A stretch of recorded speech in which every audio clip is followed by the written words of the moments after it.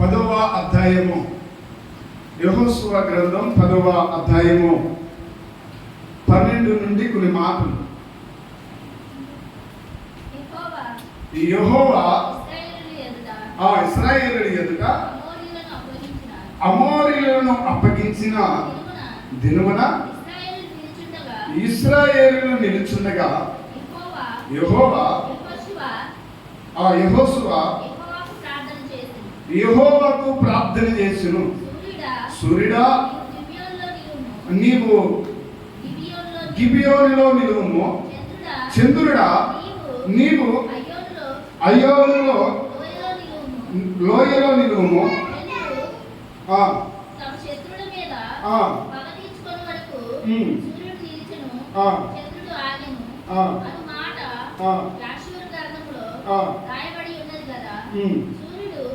ఆకాశ మధ్యమున నిలిచిన ఇంచుమించు ఒక నాడెల్లా అస్తమింపక త్వరపడిపోయింది.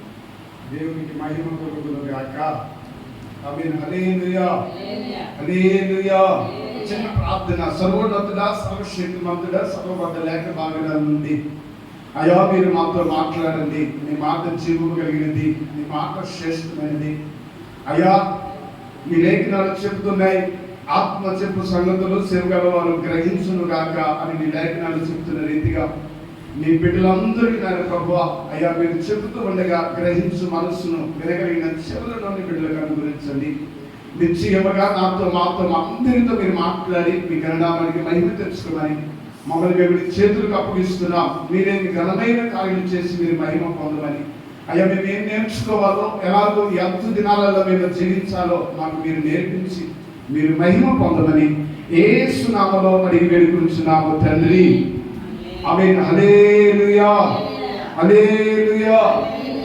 చూడండి, చదవబడ్డ మాటలు నేను మీకు అర్థవంతులుగా చెప్తాను, మీరు శ్రద్ధగా ఆ మాటలు వినండి. యెహోషువ ప్రార్థన చేశాడు, దేవునికి ప్రార్థన చేశాడు. ఎందుకు ప్రార్థన చేయవలసి వచ్చింది యెహోషువ అనంటే యుద్ధము జరుగుతూ ఉంది. యుద్ధము జరుగుతూ ఉన్నది కనుక ఇప్పుడు యుద్ధము ఆగిపోవడానికి వీల్లేదు కనుక యుద్ధములో వారు గెలవలసి ఉన్నది కనుక ఇప్పుడు యుద్ధములోని ఆ సూర్యుడు చంద్రుడు ఆగిపోవాలి అనేదే ఆయన యొక్క ఆలోచన, ఆయన యొక్క ఉద్దేశం. రేపు చేయవచ్చు కదా యుద్ధం. ఇప్పుడు ఎందుకు మరి సూర్య చంద్రుడు ఆగడం అంటే మామూలు విషయమా? చూడండి, అసలు అది ఊహకు, ఆలోచనలకు, తలపులకు, సమస్తమునకు మించినవి. ఏంటది సూర్య చంద్రులు ఆగడం. అది అసాధ్యమైనది కాదు. అది అసలు భూమి మీదే ఒక శ్రేష్టమైనది, ఒక ఘనమైనది. మనమైతే ఈ మాటలు చదువుకొని మామూలుగా ఈ మాటలను మనము మర్చిపోతాం. కానీ మనం ఆ మాటలు కనుక అర్థం చేసుకోగలిగితే, ఆ మాటలు కనుక మనం ఆలోచించగలిగితే దాని వెనక గల కారణాలు ఏంటి అనే విషయాన్ని మనం గమనించాలి కదా. యెహోషువ ప్రార్థన చేశాడు, ప్రజలందరూ ఇశ్రాయేలు అందరూ వింటూ ఉన్నారు. ఇశ్రాయేలు అందరూ శ్రద్ధగా వింటూ ఉంటే యెహోషువ ప్రార్థన చేస్తున్నాడు. ఏమనంటే, చంద్రుడా సూర్యుడా నీవు ఆ గిల్గాయా లోయలో ఆగు. చంద్రుడా నువ్వెక్కడాగు? అయ్యోనులో ఆగు. మీరు అక్కడే ఆగాలి. ఎందుకు ఆగాలి? అక్కడే యుద్ధము జరుగుతున్నది. ఇక్కడ యుద్ధం జరుగుతుంది కనుక మీరు ఆగాలి. చూడండి, ఇక్కడ మనం కనుక గమనిస్తే ఈ యొక్క గిబియోనుకును అలాగనే ఈ యొక్క ఆయాలోయకి ఎంత గ్యాప్ ఉంటుంది అంటే దాదాపుగా 30 కిలోమీటర్ల గ్యాప్ ఉంటుందండి. ఎంత? 30 కిలోమీటర్ల గ్యాప్ ఉంటుంది. నేను అక్కడ పోయి చూడలేదు. నేను ఎలా చెప్తున్నానంటే అక్కడ ఇచ్చిన మ్యాప్ను బట్టి నేను చెప్తున్నాను. మ్యాప్ కంపల్సరిగా ఎవరు ఎంత తిరిగారు అనే విషయం కంపల్సరిగా ఉంటుంది. కాబట్టి ఆ మ్యాప్ను బట్టి నేను చెప్తున్నాను. 30 కిలోమీటర్లు ఆయన దానికి గ్యాప్ ఉంది. అయితే ఈ యొక్క యెహోషువ ఏం చేశాడంటే ఆ రాత్రి అంతా అదంతా తిరిగాడంట. రాత్రి ఆ 30 కిలోమీటర్లు తిరిగాడంట. మామూలు విషయం కాదు. మనం అనుకుంటాం ఏదో ప్రార్థన చేసి చూసినాం, కానీ 30 కిలోమీటర్లు ఒక రాత్రి అంతా తిరిగి వచ్చాడు. ఒక రాత్రి 30 కిలోమీటర్లు తిరిగి వచ్చి ఇప్పుడు అదంతా చూసి వచ్చి అక్కడ ఎక్కడెక్కడ యుద్ధానికి ప్రజలు ఉన్నారు, ఎక్కడ యుద్ధానికి వస్తున్నారు, ఎక్కడ ఎవరు రేపడుతున్నారు, ఎవరు ఉన్నారు అనే విషయాన్ని మొత్తం పరీక్షించి చూసి ఆ తర్వాత ఇతడు ఇశ్రాయేల్ ప్రజలను సమకూర్చి ఇశ్రాయేల్ ప్రజలను పిలిచి వారిని యుద్ధానికి పంపించి వారందరూ చూస్తూ ఉండగానే అతడు ప్రార్థన చేసిన మాట సూర్యుడా చంద్రుడా. చూడండి, ఒక చిన్న ప్రార్థన సూర్య చంద్రులను ఆపివేసింది. దేవునికి మహిమ కలుగును గాక. ఆమేన్, హల్లెలూయా. సృష్టి అంతట్లో ప్రాముఖ్యమైన విషయం ఏంటంటే సూర్య చంద్రులు ఆగిపోతాయి. దేవుడు సృష్టించిన సృష్టిలో ఏ రోజు కూడా సూర్య చంద్రులు ఆగిపోలే. ఇప్పటికీ కూడా మనము మన యొక్క చరిత్రలు కనుక మనం ధ్యానం చేస్తే ఒక రోజు తేడా వస్తుంది. మీరు అందరూ చదువుకున్నారంటే ఒక రోజు తేడా వస్తుంది. ఎందుకు తేడా వస్తుంది అని అంటే ఆ రోజు దేవుడు యెహోషువ సూర్యచంద్రులు ఒక రోజులో చేశాడు. అతడు చేసిన ప్రార్థనకి సూర్యచంద్రులు ఒక రోజు ఆగిపోయింది. ఇంతమట్టిగా ఆ టైం ఎందుకు ఆగిపోయిందో ఎవరికి తెలియదు, అసలు ఎవరికి అర్థం కావట్లేదు. కానీ బైబిల్ అయితే చెప్తుంది యెహోషువ ప్రార్థన చేయడం ఆగిందని. దేవునికి స్తోత్రం, హల్లెలూయా, హల్లెలూయా. అయితే ఇక్కడ మనం ఒక విషయాన్ని గమనిస్తేనా, యెహోషువ ప్రార్థన చేయగా దేవుడు ఎందుకు అంత గొప్ప కార్యం చేశాడు అనే విషయాన్ని మనం గ్రహించాలి. యెహోషువ ప్రార్థన చేస్తే ఎందుకు అంత గొప్ప కార్యం చేశాడు, అంత గొప్ప కార్యం చేయడానికి గల కారణం ఏంటి, యెహోషువ ఎందుకోసమని ఆ ప్రార్థనకి దేవుడు అంత సమాధానాన్ని ఇచ్చాడు అనే విషయాన్ని కనుక మనం ఈ రాత్రి ఆలోచించగలిగితే ఒక శ్రేష్టమైన విషయాలు మనకు కనబడతాయి. మనం యెహోషువ ఎవరు అనే విషయాన్ని ఒకసారి కనుక మనం పరీక్షిస్తే ఈ యెహోషువ ఎవరయ్యా అని అంటే ఇశ్రాయేలు ప్రజలలో ఒకడుంది. దాదాపుగా ఇశ్రాయేల్ ప్రజలు సంఖ్య ఎంతమంది ఉన్నారయ్యా అని అంటే మనం సింపుల్ గా బైబిల్ చెప్పిన కోడ్ ప్రకారంగా మనం చూస్తే 6,30,550 మంది ఉన్నారు. ఏది మనకి సంఖ్యాకాండ ప్రకారంగా అంతమంది జనంగా మనకు కనబడుతున్నారు. ఎంత? 6,30,500 మంది. ఈ 6,30,500 మంది 550 మంది జనాంగంలో ఈ యెహోషువ కూడా ఒకడండి. హల్లెలూయా. ఈ యెహోషువ పాస్టర్ కాదు, అర్థమైందా? ఈ యెహోషువ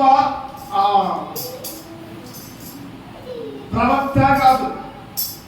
ఈ యెహోషువ ఎవరయ్యానంటే అంతమంది జనాంగంలో ఒక్కడైనడు.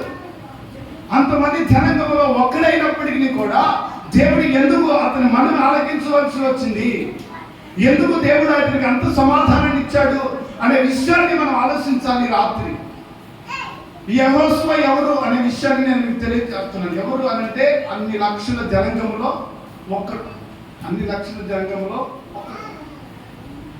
అసలు ఇతని పేరు, ఇతని గురించి మనం చూస్తే కనుక ఇతని అసలు పేరు కనుక మనం గమనించగలిగితే సంఖ్యాకాలము 13-16 ప్రకారంగా ఇతని పేరు హోషేయ అని ఉంటుంది.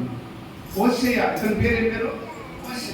హోషేయ. అయితే ఇతనికి దేవుడు మోషే పెట్టిన పేరు ఏంటంటే యెహోషువ అని పెట్టాడు. అయితే ఇక్కడ మనం ఒక విషయాన్ని అతను దేనికోసం నేను అన్ని చెప్తున్నానంటే అతను అసలు ఎన్నిక లేని వాడండి. జనాంగంలో 6 లక్షల జనాంగంలో ఒక్కడైన వాడు. అతను ప్రత్యేకించి ఎనపరచబడ్డవాడో లేకపోతే ఒక మంచి కుటుంబం నుంచి వచ్చినవాడో మంచి ఏదో కాదు. మోషే అయితే దేవుడు ఏర్పరచుకున్నవాడు, దేవుడు మాట్లాడినవాడు. మోషే దేవుడి చేత నడిపించబడుతున్నవాడు. అర్థమవుతుందా? కానీ యెహోషువ ఎవరు అని అంటే అంతమంది జనాంగంలో ఒక్కడు.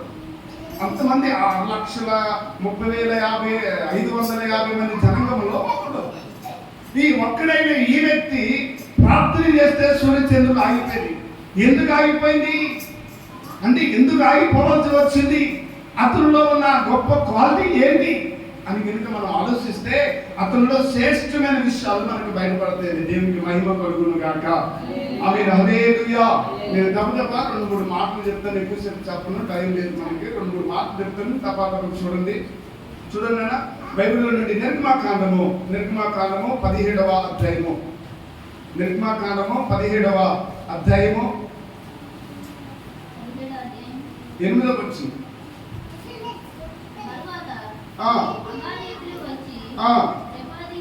ఇశ్రాయేలీయులతో ఉమ్. యుద్ధం చేయగా ఆ, మోషే యెహోషువతో మన కొరకు మనుషులను ఏర్పరిచి ఉమ్. వారిని తీసుకొని ఉమ్. బయలువెళ్ళి ఆ, అమాలేకులతో యుద్ధం చేయము. యుద్ధం చేయము. రేపు ఉమ్. నేను దేవుని కర్రను చేత పట్టుకొని ఆ. ఆ కొండ శిఖరమున ఉమ్. నిలిచానని ఉమ్. యెహోషువ ఉమ్. మోషే తనతో చెప్పినట్టు చేసి ఆ. అమాలేకులతో యుద్ధమాడెను. ఆ, ఆ, మోషే ఆ. అహరోనులు ఆ. అనువారు ఆ. ఆ కొండ శిఖరమును ఎక్కిరి. ఉమ్. మోషే ఉమ్. తన చెయ్యి పైకెత్తినప్పుడు ఆ. ఇశ్రాయేలీయులు గెలిచిరి. ఉమ్. మోషే తన చెయ్యి దించినప్పుడు ఉమ్. అమాలేకులు గెలిచిరి. ఉమ్. మోషే చేతులు ఉమ్. బరువెక్కగా ఉమ్. వారు ఒక రాయిని తీసుకొని ఉమ్. వచ్చి ఉమ్. అతడు దాని మీద కూర్చుండుటకై ఆ. దాన్ని వేసి ఆ. అహరోను ఉమ్. సూర్యుడు ఉమ్. ఒకడును ఉమ్. ఈ పక్కన ఒకడు ఆ పక్కనతో ఉమ్. అతని చేతులు ఆనుకొనగా ఉమ్. అతని చేతులు ఉమ్. సూర్యుడు అస్తమించే వరకు ఉమ్. నిలకడగా ఉంది. ఉమ్. అట్లు ఉమ్. యెహోషువ ఉమ్. కత్తివాడి చేత ఉమ్. అమాలేకు రాజును ఆ. అతని జనులను గెలిచెను. ఆ. అప్పుడు యెహోవా అప్పుడు యెహోవా మోషేతో ఇచ్చెను. మోషే దగ్గర నేను అమాలేకులను చూడు ఇక్కడ జరుగుతున్న సిచ్యువేషన్ ఏంటి తెలుసా? నేను మీకు అర్థమైంది. ఇక్కడ జరుగుతున్న సిచ్యువేషన్ ఏంటంటే ఇక్కడ ఏం జరుగుతుందంటే ఇంతమంది జనాంగంలో ఒకడైన యెహోషువ అంతమంది ప్రజల్లో ఉండగా ఈ మోషే యెహోషువను పిలిచి యెహోషువతో చెప్పాడు ఏమని అంటే, ఇదిగో నేను కొండ మీదకి వెళ్ళి ప్రార్థన చేస్తాను, నేను మీతో రాను, నేను కొండ మీదకి వెళ్ళి ప్రార్థన చేస్తాను, కాబట్టి ఈ సైన్యములను నడిపించి ఇదిగో ఆ అమాలేకుల మీద నువ్వు యుద్ధం చేయి, ఆ అమాలేకులను గెలవాలి, నువ్వు యుద్ధం చేయడానికి వారిని తీసుకొని నువ్వు వెళ్ళు అని ఒక్క మాట మోషే చెప్తాడండి. ఇంతమంది జనాంగంలో మోషే మాట విన్నవాడు ఎవరయ్యా అంటే యెహోషువ. దేవునికి మహిమ కలుగును గాక. ఆమేన్. హల్లెలూయా, హల్లెలూయా. ఈ యెహోషువలో ఉన్న మంచి క్వాలిటీ ఏంటయ్యా అని కనుక మనం అడిగితే సేవకుడైన సేవకుడైన మోషే మాట వినుటయందు యెహోషువ మంచి దృష్టి కలిగినాడు. సేవకుడు మాట విన్నాడు, సేవకుడు మాటకు లోబడ్డాడు, సేవకుడు ఏది చెప్తే అది చేయటానికి కోరుకున్నాడు యెహోషువ. ఎందుకు సూర్యచంద్రులు ఆగినాయి అంటే సేవకుడు మాటకి ఆయన ఎంత మాత్రము కూడా దాటిపోలే. ఇగో నేను మీ కొరకు ప్రార్థన చేయడానికి కొండెక్కుతాను, మీరు యుద్ధం చేయండి అని. అసలు యుద్ధానికి రావాల్సింది ఎవరంటే మోషే ఉండాలి యుద్ధంలో, కానీ మోషే లేకుండా మోషే పంపిస్తే మోషే మాటకు లేవబడ్డాడు యెహోషువ. ఇక్కడ మనం ఏ విషయం గమనించాలన్నా అంటే ఇగో మోషే మాట వినటానికి ఎంత మాత్రమో కూడా యెహోషువ వెనకాలి. దేవునికి స్తోత్రం, హల్లెలూయా. సేవకుడు ఏది చెప్పాడో అది చేయడానికి కోరుకున్నాడు అంతే.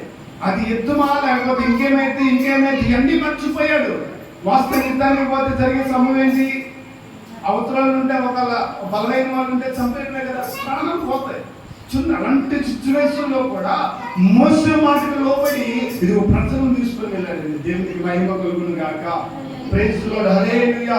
అతనిలో ఉన్న మొదటి క్వాలిటీ, మంచి క్వాలిటీ ఏంటంటే మాట వినటం. మాట వినటం ద్వారానే ఇదిగో ఇశ్రాయేలు ప్రజలు గెలిచారు. మాట వినటం ద్వారానే ఇదిగో ఆ విద్యను గెలిచారు. మనం మాట వింటే దేనినైనా మనం జయించగలం. యెహోషువలో మంచి క్వాలిటీ సేవకుని మాట వినటమే. ఈరోజు మనకు అర్థం కావట్లా, మనం సేవకుని మాట వినటమే శ్రమం పడిపోతున్నాం. నిజం.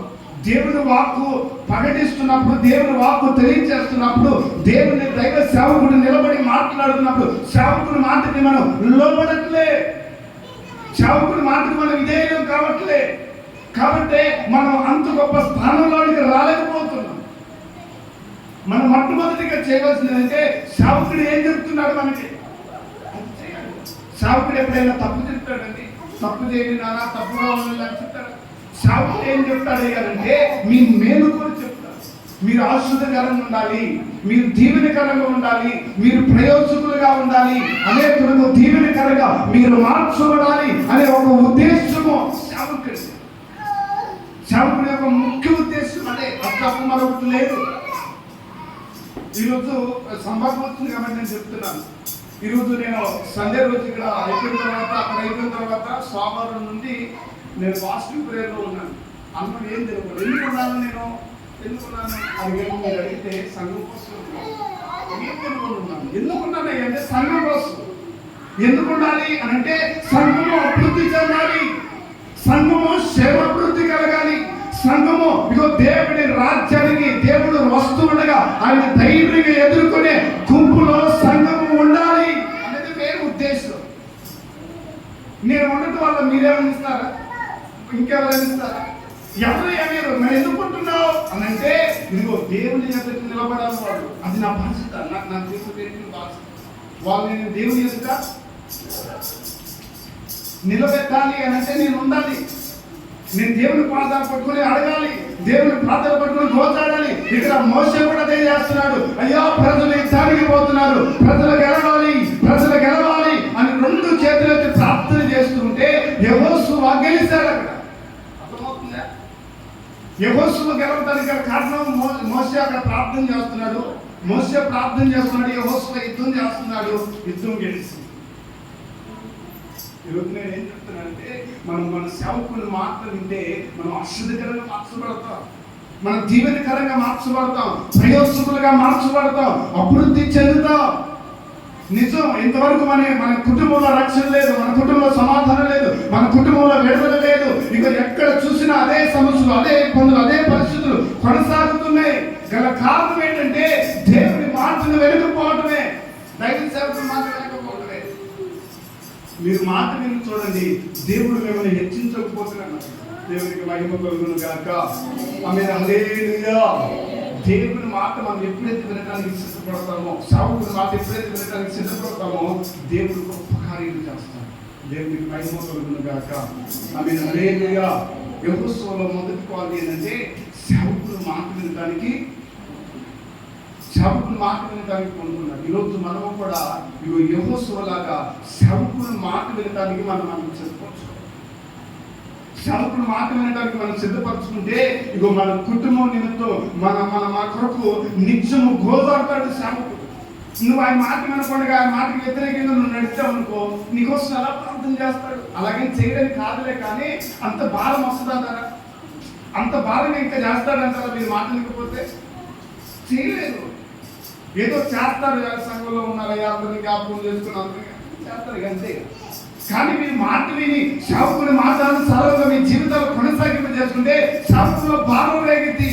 ఇదిగో నా బిడ్డలు నా మాట వింటున్నారంటే అది నీ దయచేతనయ్యా. వారు ఎంత మాత్రం అన్యాయం వస్తువులు పోవడానికి వీలేదు. వారు జీవించబడాలి, వారి కుటుంబాలు ఆస్వాదించబడాలి అని మీ పక్షాన గోదాడుతారు సేవకులు. కనుక మీరు సేవకులు మాట్లాడాలి. ఇక్కడ యెహోషువలో మొదటి క్వాలిటీ ఏంటంటే సేవకులు మాట్లాడినాడు. దేవునికి మహిమ కలుగును గాక. హల్లెలూయా. అంతమంది జనంలో ఒక్కడే మాట విన్నాడు. ఈరోజు మనము దేవుని మాట, సేవకుని మాట వినడానికి సిద్ధపడితే, సేవకుని మాట అంటే దేవుని మాటే, ఆ మాట వినడానికి మనం సిద్ధపడితే నిశ్చయంగా యెహోషువ ఏ స్థాయికి వెళ్ళాడో మనం ఆ స్థాయికి వెళ్తాము. దేవునికి మహిమ కలుగును గాక. ఆమేన్, హల్లెలూయా. రెండవ క్వాలిటీ కూడా మనం చూద్దాం. చూడండి, రెండవ క్వాలిటీ ఏంటి యెహోషువలోని అంటే సంఖ్యాకాలము. చూడండి, సంఖ్యాకాలము 11వ అధ్యాయము 28వ వచనం. 11:20.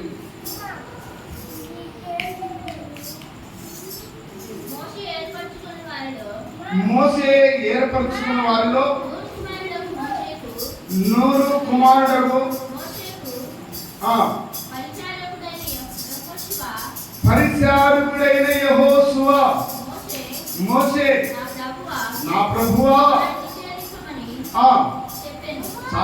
చూడండి, ఇక్కడ ఎలా మాట్లాడారంటే ఇక్కడ ఇవ్వబడిన స్థానం ఏంటంటే ఇదిగో యెహోషువ అంతమంది జనాంగంలో ఒకడుగా మాట విన్నాడు.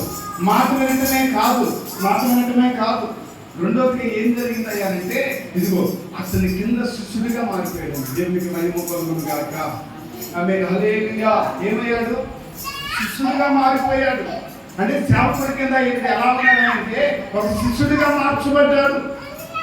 మాట వినటమే కాదు, మోషేతో పాటు మోషే సేవకుడైతే ఈయన పరిచారకుడిగా ఉండి మోషే చెప్పినట్లుగా వెళుతూ ఉన్నాడు, మోషే చెప్పినట్లుగా చేస్తూ ఉన్నాడు. శిష్యుడిగా మారిపోయాడు. ఎలా మారిపోయాడు? పరిచారకుడిగా మార్చబడ్డాడు. మనం కనుక యెహోషువ 1:1 చూస్తే అక్కడ చెప్తాడు, మరలా దేవుడే చెప్తాడు. ఏమని చూడండి ఒకసారి, యెహోషువ 1:1 చూడండి. యెహోషువ 1:1 చదవండి.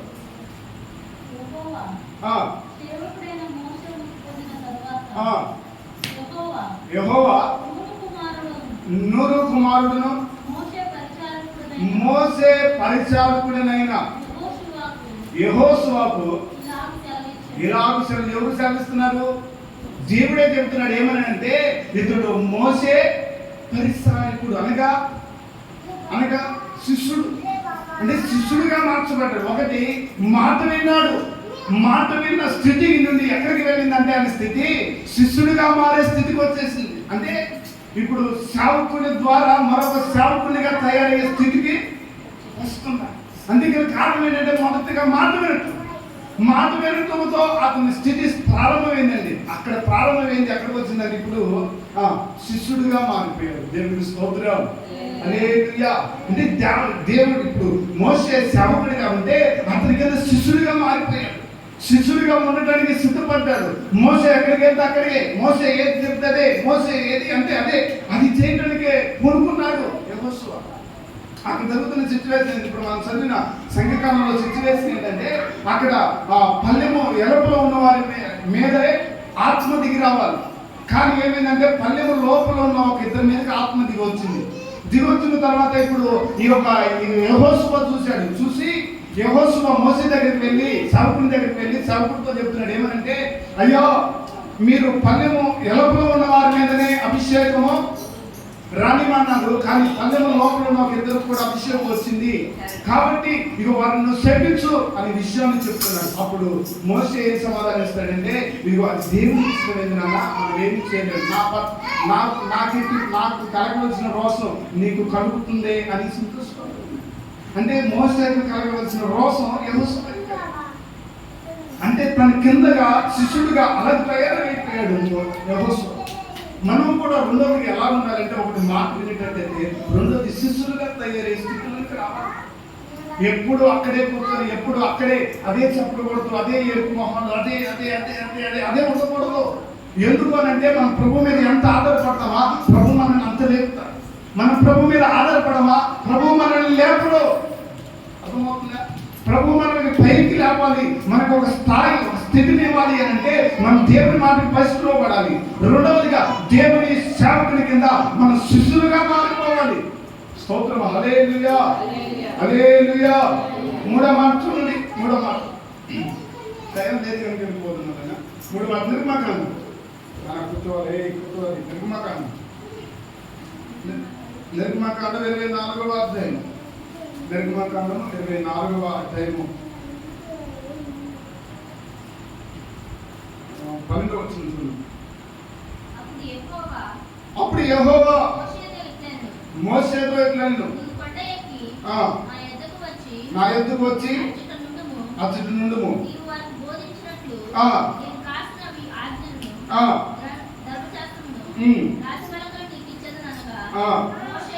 మోషేయు అతని పరిచారకుడైన యెహోషువయు లేచి మోషే దేవుని కొండ మీదకి ఎక్కిను. దేవునికి మహిమ కలుగును. 32 చూడండి, 32:17 ఎందుకు చూపిస్తానని నేను చెప్తాను. 32:17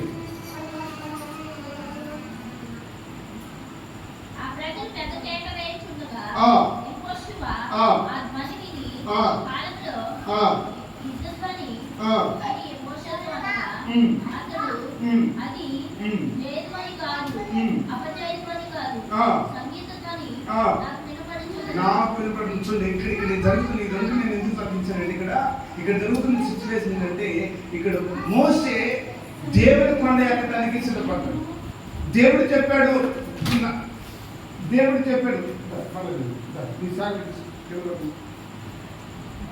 చూడండి అక్కడ. స్తోత్రం, హల్లెలూయా, హల్లెలూయా. చూడండి అక్కడ జరిగిన సందర్భం ఏంటంటే, దేవుడేమో కొండెక్కమన్నాడు. దేవుడు కొండెక్కమంటే ఆ కొండ మీద ఎంతకాలం ఉండాలి? 40 రాత్రులు 40 పగళ్ళు ఆ కొండ మీద ఉండాలి. అయితే ఇప్పుడు మోషే కొండ మీదకి ఎక్కుతూ ఇప్పుడు ఎవరు లేపుకొని ఎక్కాడయ్యానంటే యెహోషువను లేపాడు. అక్కడ రాయబడిన మాట, స్పష్టంగా రాయబడిన మాట ఏంటంటే మోషేయు అతని పరిచారకుడు యెహోషువయు లేచి మోషే దేవుని కొండ మీదకి ఎక్కెను. అతడు పెద్దలను పిలిచి మేము మేము మేము మేము ఎవరు మేము ఎవరెవరు మోసే మేము అని అంటే ఇక్కడ జరుగుతున్న సందర్భం ఏందయ్యానంటే ఇప్పుడు మోసేతో పాటు 40 రాత్రులు 40 పగుళ్ళు దేవునితో సహవాసము చేయడానికి నిలబడ్డవాడు యెహోషువ. దేవునికి మహిమ కలుగును గాక. ఆమేన్. హల్లెలూయా హల్లెలూయా. ఏంటి మూడవది ఏంటి తెలుసా? దేవునితోటి అతడు ఒకటి దేవుని మాట విన్నాడు ఫస్ట్. రెండవదిగా దేవుని సేవకుని యొక్క పరిచయుడిగా మార్చబడ్డాడు. మూడవదిగా మోసే మాటతోని దేవుని యొద్దకు మాటను బట్టి దేవుని యొద్దకు పోయి ఇప్పుడు దేవునితో సహవాసము చేసే స్థానంలోకి వచ్చేసాడు. 40 రాత్రులు 40 పగుళ్ళు కనిపెట్టుకునే స్థితిలోకి వచ్చేసాడు. అర్థమవుతుందా?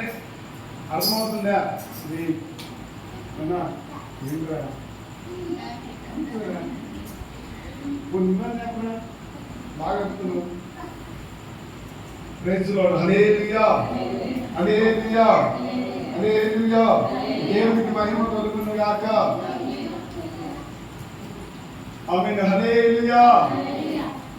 చూడండి అక్కడ జరుగుతున్న సంభరణం ఏంటయ్యా అని మనం ఆలోచిస్తే దేవునితో సహవాసం చేయడానికి, దేవునితో కనిపెట్టుకోవడానికి ఇదిగో మోషేతో పాటు యెహోషువ ఉన్నాడండి.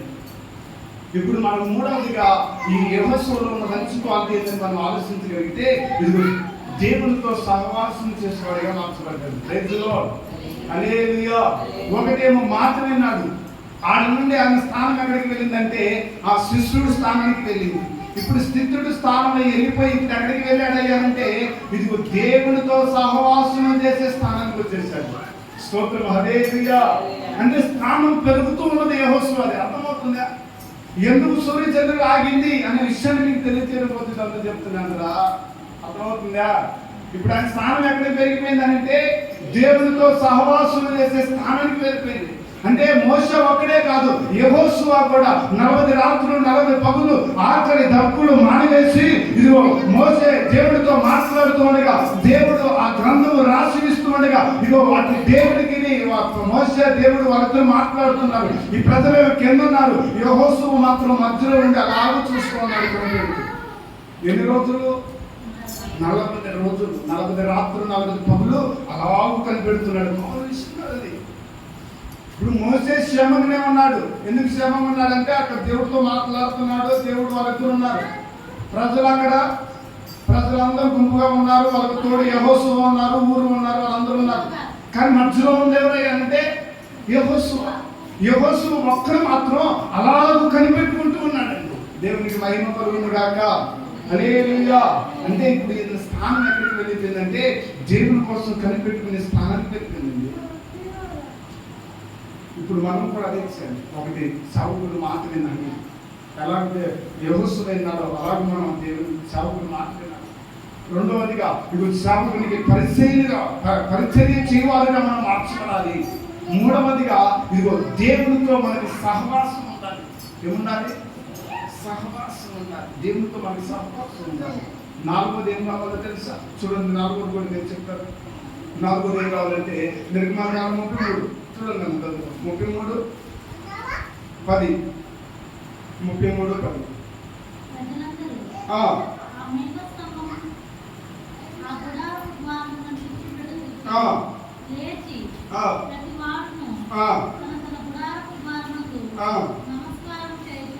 నమస్కారం చేయుచుండిరి.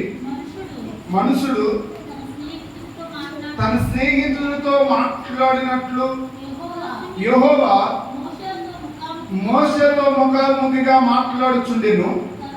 తరువాత అతడు పాలెములోనికి తిరిగి వచ్చుచుండెను. అతడు పరిచారకుడును నూను కుమారుడైన యెహోషువయు యవనస్తుడు ఆ గుడారములోనే వెలుపలికి రాలేదు. వెలుపలకు రాలేదు. ఆ గుడారంలోనే ఉండి వెలుపలకు రాలేదు. దేవునికి మహిమ కలుగును గాక. ఆమేన్. హల్లెలూయా, హల్లెలూయా. ఎక్కడికి పోయింది స్థానం అంటే ప్రత్యక్షతను పొందే స్థానానికి వెళ్ళిపోయింది. ఇప్పుడు అర్థమవుతుందా? అర్థమవుతుందా? ఒకటి మాట విన్నాడు, రెండోది ఏమైంది? పరిచారకుడిగా శిష్యుడిగా తయారయ్యాడు. మూడోది ఏమైంది? దేవుడితో సహవాసము ప్రారంభమైంది, ప్రార్థన చేయడం కనిపెట్టుకోవడం ప్రారంభమైంది. నాలుగోది ఆగిపోయిందంటే దేవుని ప్రత్యక్షతను పొందే అనుభవంలోనికి వెళ్ళిపోయింది.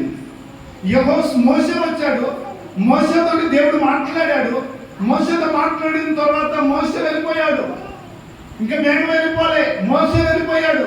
కానీ మోషే వెళ్ళిపోయినా కూడా యెహోషువ వెళ్ళిపోవాలి కూడా ఉంది. ఎందుకు అనంటే ఇంకా దేవుని ప్రత్యక్షతను చూస్తున్నాడు యెహోషువ. దేవునికి స్తోత్రం. హల్లెలూయా, హల్లెలూయా. మోషే వెళ్ళిపోయాడు కానీ యెహోషువ వెళ్ళిపోలే. ఎందుకు అనంటే దేవుడి యొక్క ప్రత్యక్షత, దేవుడి యొక్క ఆ స్థానాన్ని, దేవుడి యొక్క ఆ మాట్లాడిన విధానాన్ని, ఆ ప్రత్యక్షతను అంతను కూడా అలాగూ అతను కనిపెడుతూ చూస్తున్నాడు. దేవునికి స్తోత్రం. హల్లెలూయా, హల్లెలూయా. నేను కూడా అదే చెప్తున్నాను. మనం ఏ స్థితిలోకి వెళ్ళాలంటే దేవుడితో సహవాసం చేసే స్థితి నుండి ఇప్పుడు ఆయన ప్రత్యక్షతను పొందుకునే స్థితికి వెళ్ళాలి. ఇప్పుడు ఆ స్థానానికి, ఆ స్థితికి రాకపోతే మనం అభివృద్ధి చెందలేము. మన ప్రార్థన సమాధానం రాదు. అర్థమవుతుందా? మన స్థానం, మన స్థితి మారాలి. యెహోషువ ఎవరు అసలు ఫస్ట్ 6 లక్షల జనాంగంలో ఎందుకు లేడు? అతడు అంతమంది జనంలో ఆయన అప్పుడు పెద్ద ప్రత్యేకమేం కాదు కదా. అంతమంది జనాంగంలో అతను ఒక్కడే మాత్రమే మోసే మాట విన్నాడు. శౌకుడు అతను మాత్రమే పరిచర్యగా మార్చబడ్డాడు. అతను మాత్రమే దేవుడితో సహవాసం చేసేవాడిగా మార్చబడ్డాడు. ఇప్పుడు 4వది ఎలా తయారయ్యాడంటే దేవుని ప్రత్యక్షతను పొందేవాడిగా మార్చబడ్డాడు. స్తోత్రం. హల్లెలూయా. అంటే దేవుని ప్రత్యక్షతను చూసే స్థితిలోనికి వచ్చాడు.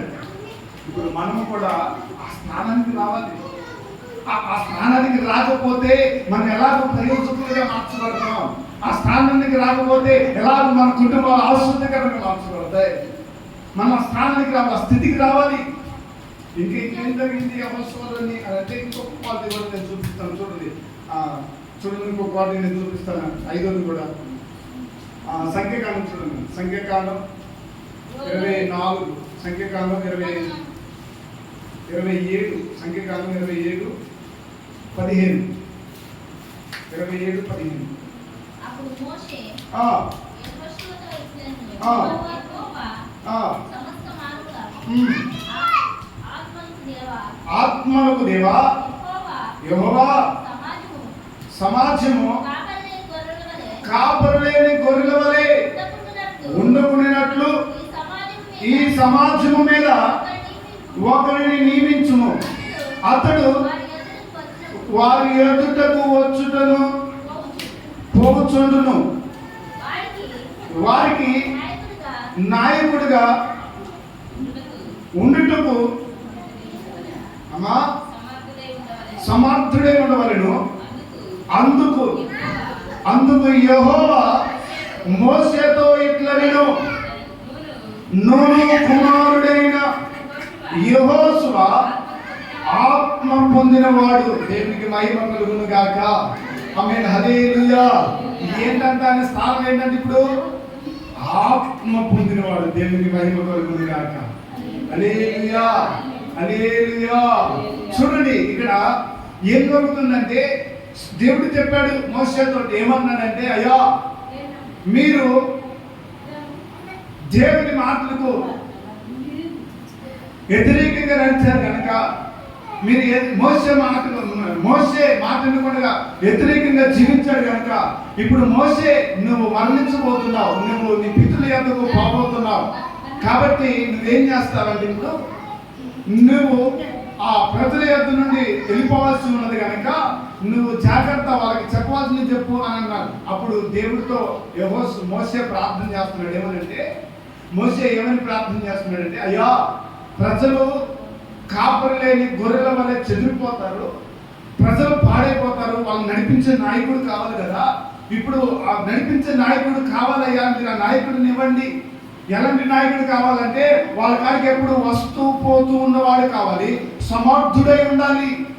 నిత్యము వాడిని నడిపించగలిగిన వ్యక్తి అయి ఉండాలి. అలాంటి వ్యక్తిని నువ్వు పంపించాయో అని ఈ యొక్క మోషే యెహోవాకు ప్రార్థన చేస్తుంటే, ఇప్పుడు యెహోవా మోషేతో చెబుతున్న మాట ఏంటంటే, మోషే ఇదిగో నీలాగా ఆత్మ పొందినవాడు యెహోషువ. దేవునికి స్తోత్రం.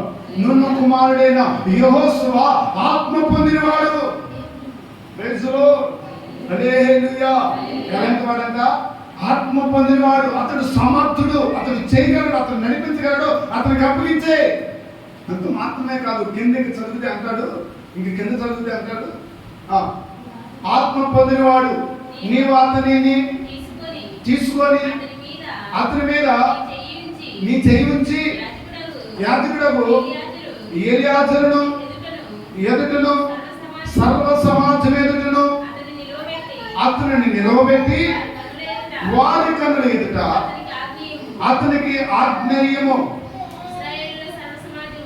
ఇశ్రాయేలీయుల సర్వ సమాజము అతని మాట విన్నట్లు అతని మీద నీ ఘనతలో కొంత ఉంచుము. దేవునికి స్తోత్రం.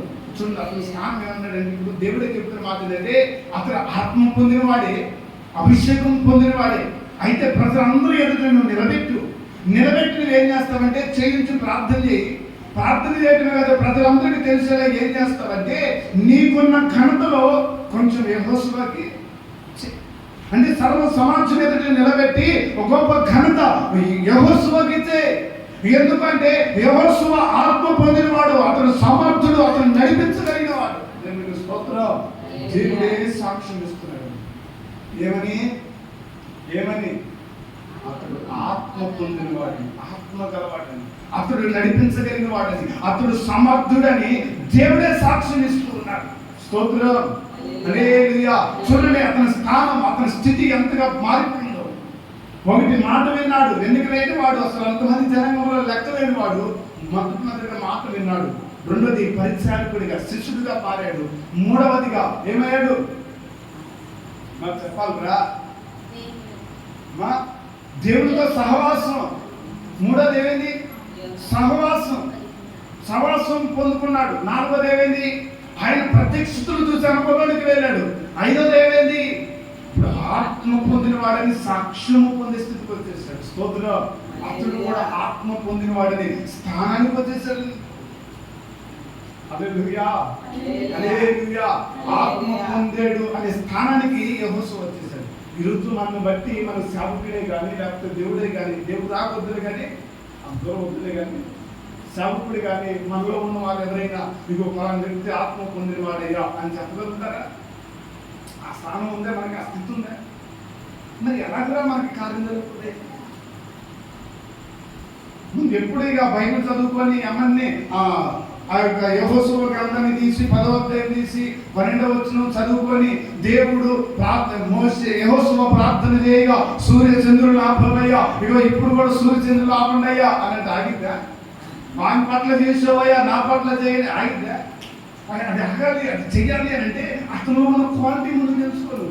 ఈరోజు నేను చెప్పే మాట అది, ఎవరైనా ప్రార్థన పట్ల ఒక అద్భుతం జరిగిందంటే దాని వెనక ఉన్న కారణం ఏంటి, దాని వెనక ఉన్న ఆ మనిషి యొక్క విధానం ఏంటి, ఆ మనిషి యొక్క గతి ఏంటి, స్థితి ఏంటి, ఆ మనిషి ఉన్న స్థితి ఏంటి మనం తెలుసుకుంటే మనం ఆ స్థితిలోకి రాగలిగితే మన పట్ల కారణం జరుగుతుంది. అర్థమవుతుందా? ఇప్పుడు ఆత్మ పొందిన వాడని దేవుడే సాక్షిస్తున్నాడు. మనము కూడా ఆత్మ పొందిన వారని ప్రజలు సాక్ష్యం ఇవ్వాలి, సేవకుడు సాక్ష్యం ఇవ్వాలి, దేవుడు సాక్ష్యం ఇవ్వాలి. దేవునికి మహిమ కలుగును గాక. అలాంటి అనుభవం మనకి రావాలి. వస్తున్నాము, పోతున్నాము, చేస్తున్నాము అన్నట్లుగా ఉంటే మన భక్తి ఒత్తిళ్లతో ఆ భక్తి సరిపోదు. ఎంత దినాలలో ఉన్నాం, దేవుని రాకడ సమీపంలో ఉన్నాం, మనం ఎత్తబడాలి, దేవునితో మనం నిలబడాలి, దేవుని ఎదుట మనం నిలిచి ఉండాలి అని అంటే మనం ఆ స్థానానికి రావాలి.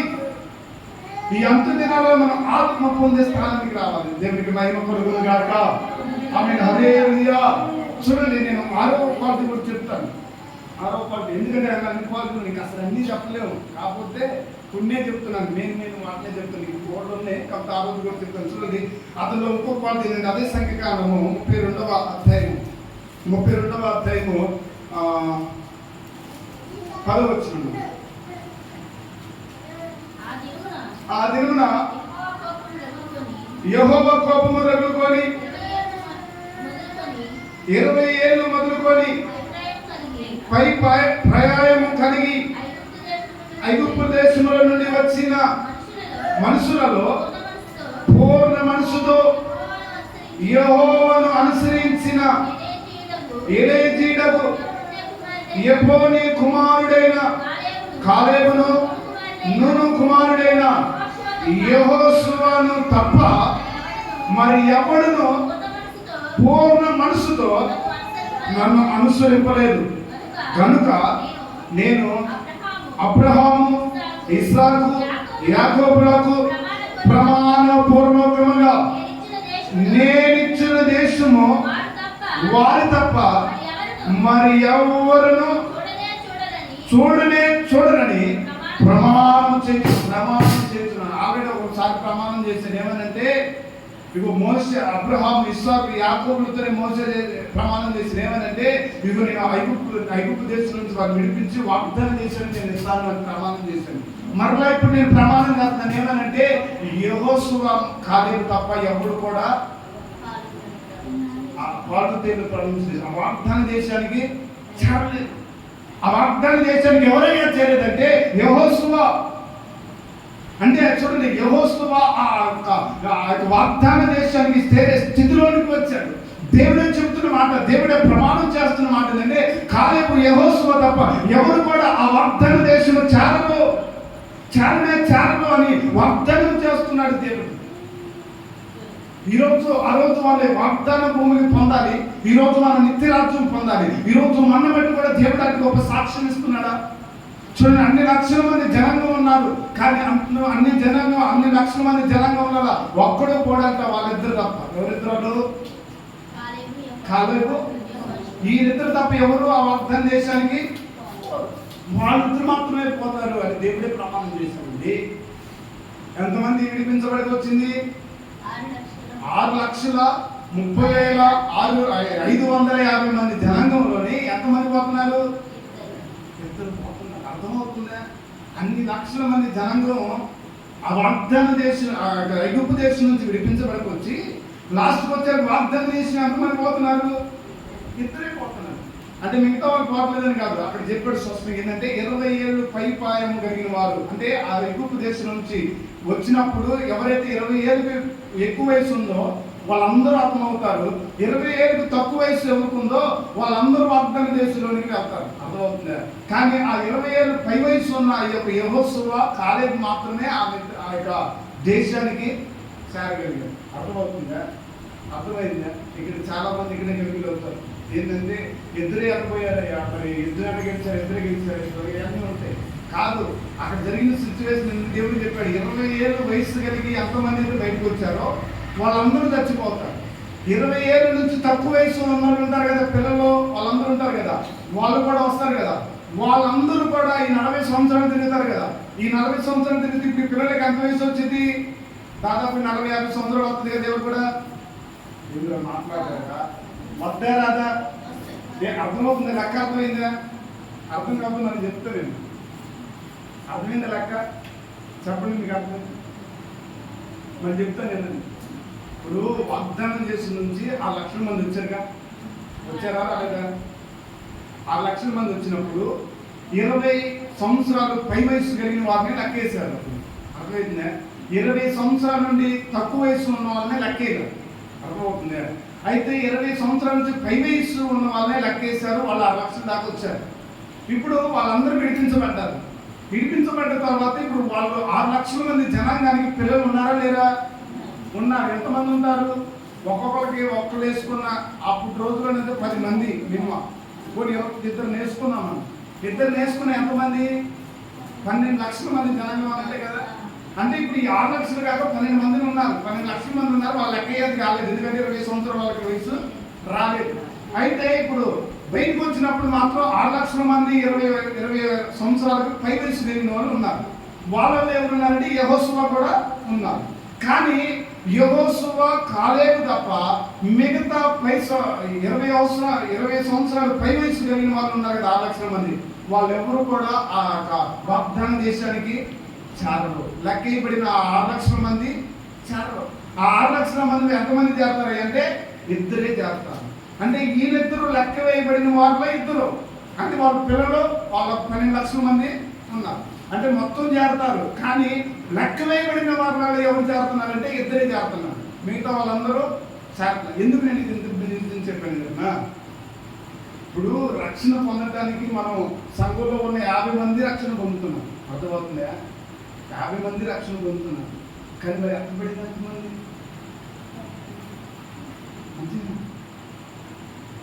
అట్లాగే అది ఫిక్స్ అయిపోయారు. మీరు ఫిక్స్ అయిపోయారా?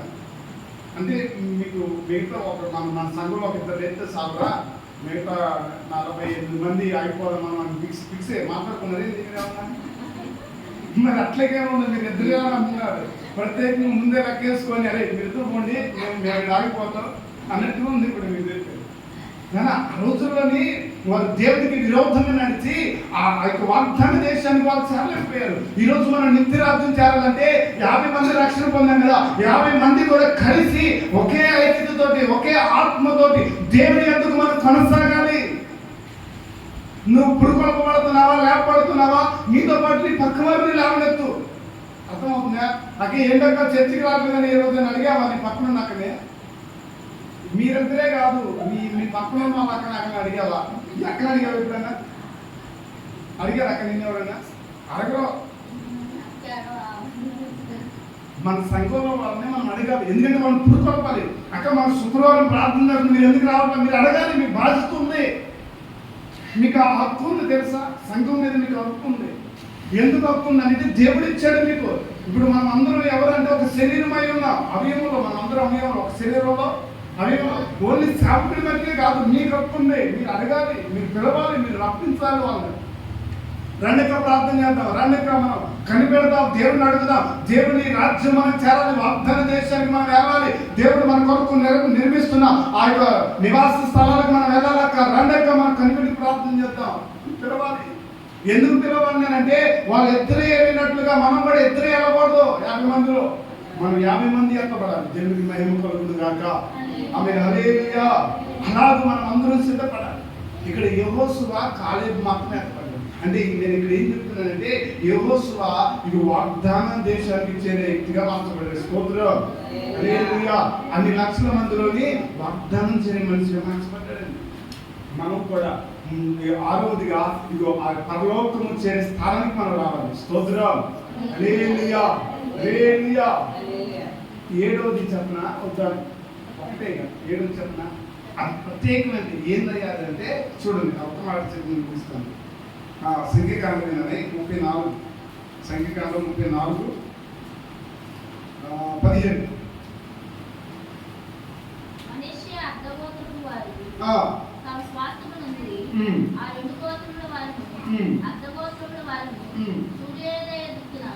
అనగా తూర్పు దిక్కున ఎరుకో యొద్ద యోర్దానుకి యువతల తమ తమ స్వాస్థ్యమును పొందిరని చెప్పాను.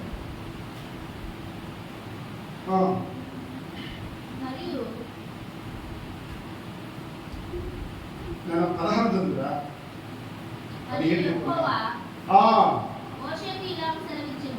మోషేకు ఇలాగ సెలవిచ్చును, ఆ దేశము మీకు స్వాస్థ్యముగా పంచిపెట్టవలసిన వారు ఎవరనగా యాజకుడైన ఎలియాజరును నూను కుమారుడైన యెహోషువను. దేవునికి మహిమ కలుగును గాక. ఆమేన్, హల్లెలూయా. 7వ స్థానం ఏంటి తెలుసా? ఇప్పుడు ఆ వాగ్దాన దేశంలో ఆ స్థలాలను పంచే వాళ్ళు ఎవరయ్యారంటే యెహోషువ. యెహోషువ ఆ స్థానానికి వచ్చాడు. అంటే ఆ రాజ్యాన్ని ఎవరికి ఏది ఇవ్వాలి, ఎవరికి ఏది పంచాలి, ఏది ఎవరికి ఇవ్వాలి అనేది ఆ పంచే స్థానం ఎవరు పొందుకున్నారంటే యెహోషువ పొందుకున్నాడు. స్తోత్రం, హల్లెలూయా. మనం కూడా ఏ స్థానానికి రావాలంటే ఆ పరలోక రాజ్యంలో యేసు ప్రభువు వారు రూమ్ తాళాలన్నీ నీకు ఇచ్చి రే నువ్వు పంచరా నాకు. ఆ స్థానానికి మనం రావాలి. అర్థమవుతుందా? ఒకటి చేరే స్థానానికి రావాలి. చేరిన తర్వాత ఆ నిత్య రాజ్యంలో దేవుడు మనకు ఒక పనిని అప్పగించే స్థితిలో మనం ఉండాలి. ఇక్కడ ఆ 7వది క్వాలిటీ ఏంటంటే ఇదిగో ఆ యొక్క వాగ్దాన దేశంలో స్థలాలను పంచేవాడిగా మార్చబడ్డాడు యెహోషువ. స్తోత్రం, హల్లెలూయా, హల్లెలూయా. చూడండి, 7 క్వాలిటీలు నేను చెప్పాను. బోల్డ్ ఉన్నాయి, నేను అన్ని చెప్పను, కానీ వేరే చెప్పాను. ఏంటంటే ఈ ప్రత్యేకమైనది ఆయనలో ఉన్న ప్రత్యేకత ఎందుకు దేవుడు ఆయన ప్రార్థన ఆలకించాడు, ఎందుకు సూర్యచంద్రుడు ఒక రోజుగా ఆపాడు, ఆపడానికి గల కారణం ఏంటి అంటే ఇన్ని గొప్ప ప్రత్యేకతలు ఉన్నాయి దేవస్వలో. ఇన్ని గొప్ప ప్రత్యేకతలు ముందుగానే దేవుడు చూశాడు. ఇన్ని చూసిన దేవుడు యెహోషువ గ్రంథానికి వచ్చేసరికి ఆపలేరా? మన స్థితిని, మన పరిస్థితులు, మనం చేసిన సేవ, మనం నడిచిన విధానం, మనం కొనసాగిన విధానం దేవుడు చూసినప్పుడు మనం ప్రార్థన చేస్తే ఆగడా? ఈ నిర్గమకాండం నుండి ప్రారంభమైందని పరిచర్య. సేవకుని మాట విన్నాడు, అది దేవుడు చూశాడు. సేవకునిగా శిష్యుడిగా మార్చబడ్డాడు, దేవుడు చూశాడు. దేవునితో సహవాసం, ఆయనతో సహవాసం చేసేవాడిగా మార్చబడ్డాడు, దేవుడు చూశాడు. ఇదిగో ఆయన ప్రత్యక్షత పొందేవాడిగా మార్చబడ్డాడు, దేవుడు చూశాడు. ఇదిగో ఆత్మ పొందినవాడిగా మార్చబడ్డాడు, దేవుడు చూశాడు. తర్వాత ఏంటి ఆరోది? ఇదిగో స్వాస్థ్యమును పొందేవాడిగా మార్చబడ్డాడు, దేవుడు చూశాడు. తర్వాతగా స్వాస్థాన్ని పంచిపెట్టేవాడిగా మార్చబడ్డాడు. దేవుడు ఆ స్థానాన్ని ఇచ్చాడు కదా. కారణం ఏంటంటే చిన్న దాంట్లో నమ్మకం ఉన్నాడు, అంత ఎదిగిపోయాడు. స్తోత్రం. అందుకే ఒక్కరు ఆయన ప్రార్థన చేస్తే ఒక రోజుల్లో చూసింది. ఈరోజు మన కుటుంబం పట్ల కూడా అద్భుతం జరగదు నాన్న. మనలో ఈ క్వాలిటీ ఉంది. మన కుటుంబంలో అద్భుతములు జరగాలి, ఆశ్చర్యకార్యం జరగాలి, ఆశ్చర్యకరంగా మార్చబడాలి, దీవెనకరంగా మార్చబడాలి, మన ప్రయోజకులుగా ఉండాలి. ఒక గొప్ప కార్యాన్ని మన కుటుంబంలో చూడాలంటే మనలో ఈ స్థానాలు కావాలి. ఈ స్థానం లేకుండా మనం అంత గొప్ప స్థానంలోనికి, ఆ గొప్ప అనుభవంలోనికి రాలేరు. దేవుడి నుండి ఆ గొప్ప అనుభవాలు పొందలేరు. ఈ గొప్ప కార్యం దేవుడు చేశాడు. భూమి మీద ఎప్పుడు లేదు, ఎక్కడ లేదు. అంత గొప్ప కార్యం దేవుడు చేశాడు యెహోషువ పట్ల. మన పట్ల కూడా అంత గొప్ప కార్యం చేయాలంటే మనకి 7 క్వాలిటీలు కావాలి. ఈ 7 క్వాలిటీలు మనలో ఉన్నాయా? ఒకసారి మనం పరీక్షించాలి. యెహోషువ ప్రార్థన చేస్తే ఎందుకు సూర్యచంద్రుడు ఆగిపోయాడు? ఆగిపోవడానికి కారణం ఏంటంటే అతను ఉన్న క్వాలిటీ, అతనిలో ఇలాంటి క్వాలిటీలు ఉన్నాయి కనుకనే అతను ప్రార్థన చేస్తే సూర్యచంద్రులు ఆగిపోయాయి, ఒక రోజుల్లో నిలిచిపోయాయి, ఆయన మాటలు లోబడ్డాయి, దేవుడే ఆపు చేశాడు. కారణం లక్షణాలు అలాంటివి. మనలో లక్షణాలు ఉన్నాయా? మనం ప్రార్థన చేస్తే అంటే మనం కుక్కల్లో దేవుడికి మన కుక్క కూడా మనం మాట్లాడలేదు. ఏంటంటే ఒక దాకా నీకు పిల్లగాలు విన్నారా? పిల్లగాలు విన్నారా? పిల్లగాల గురించి ఒకరోజు చెప్తాను. స్తోత్రం. హల్లెలూయా, హల్లెలూయా. చూడండి, మనము ఆ అనుభవంలోకి రావాలండి. యెహోషువ ఏ అనుభవంలోకి వచ్చారో ఆ అనుభవంలోకి రాగలిగితే మనం నిశ్చయముగా ఇగో గొప్ప మనం ప్రార్థన చేస్తే గొప్ప కార్యాన్ని మనం చూడగలుగుతాం. స్తోత్రం. హల్లెలూయా.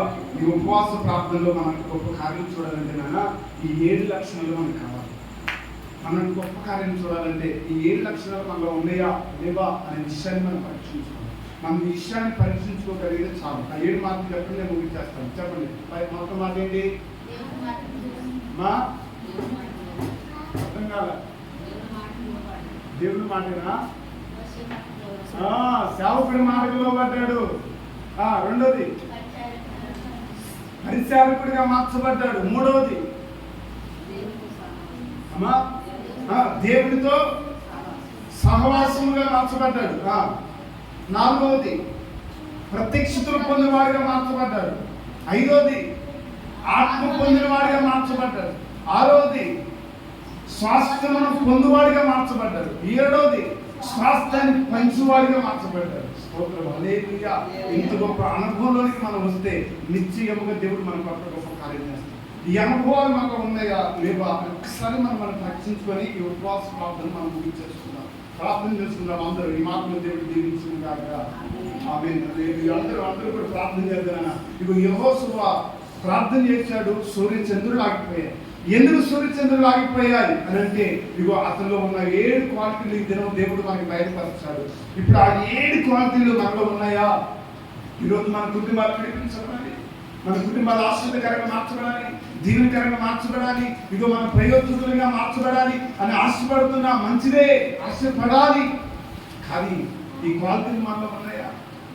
ఈ క్వాలిటీలతో మనం కొనసాగలుగుతున్నామా? దేవుని యొక్క మాట, సేవకుని యొక్క మాట వినడానికి మనం సిద్ధపడుతున్నామా? దైవ సేవకుడి కింద ఒక పరిచయం చేసేవాడుగా లేకపోతే శిష్యుడిగా మార్చబడగలుగుతున్నామా? దేవునితో సహవాసము చేయవారుగా మార్చబడుతున్నామా? దేవుని యొక్క ప్రత్యక్షతలు పొందువారుగా మార్చబడుతున్నామా? దేవుని ఆత్మ పొందువారుగా మార్చబడుతున్నామా? ఇగో దేవుడు అనుగ్రహించబో ఆ నిత్య రాజ్యాన్ని పొందే స్థానానికి, స్థితికి రాగలుగుతున్నామా? ఆ స్థానాన్ని పంచిపెట్టే స్థితికి రాగలుగుతున్నామా? ఇక నా 7 క్వాలిటీలు మనలో ఉన్నాయా? ఈ 7 క్వాలిటీలు నీలో ఉంటే నా దేవుడు నీ పట్ల కార్యం చేయకుండా కాగలడు. నువ్వు ప్రార్థన చేస్తూ ఉండగానే నా దేవుడు నీ పట్ల కార్యం చేస్తాడు. ఒకరి 7 క్వాలిటీలు లేవా?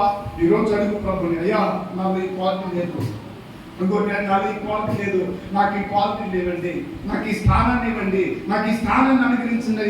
ఈ రాత్రి ఈ ఉపవాస ప్రార్థన మనం అడిగితే నిశ్చయముగా దేవుడు మనకు అనుగ్రహిస్తాడండి. ఇగో అయ్యా నేను ఇంతమందికి మాట వినలేదు, ఇది మొదలుకొని నేను మాట వినాలిగా.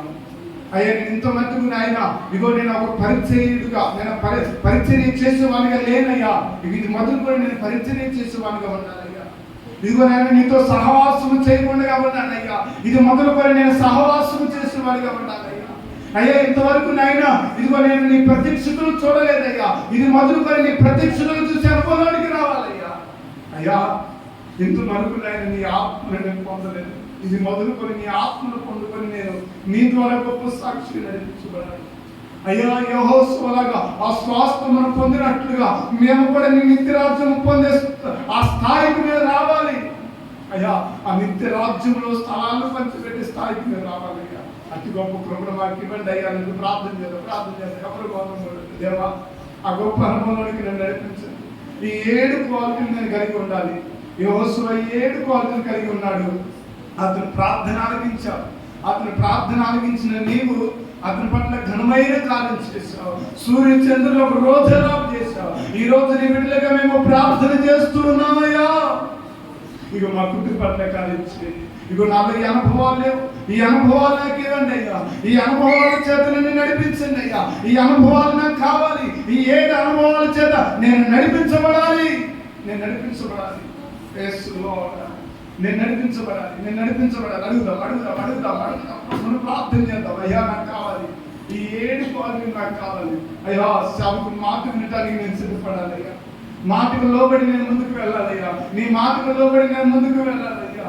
ఇదిగోనైనా నేను పరిచయం చేసేవాడిగా ఉండాలయ్యా. శిష్యునిగా మారిపడే స్థితికి నేను రావాలయ్యా. ఇదిగో నీతో సహవాసము చేసే స్థానానికి నేను రావాలయ్యా. నన్ను స్థానానికి నడిపించండి అయ్యా. ఇదిగో నీతో నేను సహవాసము చేయాలి, అట్టి స్థానానికి అయ్యా. ఇదిగో నీ ప్రత్యక్షతలు పొందే అనుభవంలోనికి రావాలయ్యా. నీ ప్రత్యక్షతలు పొందే అనుభవంలోనికి రావాలయ్యా. నీ ప్రత్యక్షతలు పొందే అనుభవానికి నేను రావాలి అయ్యా. నీ ఆత్మ పొందిన వాడిగా నేను ఉండాలయ్యా. నీ ఆత్మ పొందిన దానిలాగా నేను ఉండాలయ్యా. అట్టి స్థానాన్ని నాకు ఇవ్వండి నాయన. ఇదిగోనైనా నీ వాగ్దాన రాజ్యము చేరగలిగిన ఆ స్థానానికి నేను రావాలయ్యా. నన్ను ఆ రాజ్యానికి, ఆ స్థానానికి నన్ను నడిపిస్తుంది. నాకు ఆ క్వాలిటీని ఇవ్వండి అయ్యా. ఆ క్వాలిటీని ఇవ్వండి అయ్యా. ఆ క్వాలిటీని దయచేయండి. అడిగి అయ్యా నిత్య రాజ్యంలో ఇదిగోనైనా యెహోషువ ఎలాగైతే స్వాస్థ్యాన్ని పంచిపెట్టాడో మేము కూడా ఆ స్థానానికి రావాలి, ఆ స్థానానికి రావాలి, ఆ స్థానానికి రావాలి. అడుగుతాం ప్రార్థన చేద్దాం. ఎవరు మమ్మల్ని దేవుడు మన ప్రార్థన ఆలకిస్తున్నాడు. యెహోషువ పట్ల ఎలాంటి కార్యం చేశాడో ఈ రోజు మన పట్ల కూడా దేవుడు అద్భుతమును చేయగలిగిన వాడు, ఆశ్చర్య కార్యాన్ని చేయగలిగిన వాడు, ఘనమైన కార్యమును చేయగలిగిన దేవుడు కనుక మనం అందరము కూడా అడుగుదాం.